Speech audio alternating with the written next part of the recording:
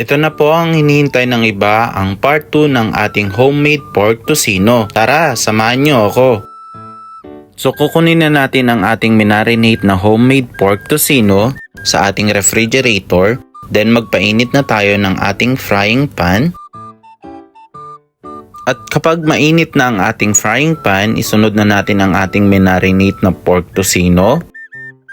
Then lagyan natin siya ng konting tubig. Yan na yung magpapalambot sa ating minarinate na pork tocino. Hintayin lang natin siyang magmantika. Hindi na tayo maglalagay dyan ng mantika dahil magmamantika naman yung meat natin. So ayan, balibaliktarin mo lang yan. At dahil luto na ang ating pork tocino, transfer na natin siya sa ating plate.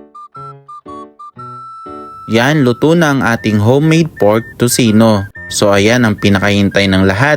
Kainan na! Let's go! Walang halong biro pero saktong-sakto yung pagka-marinate ng pork tocino na to. Grabe, try nyo din to guys, promise. At dahil nakapag-share na naman tayo ng ating bagong menu, so bye-bye!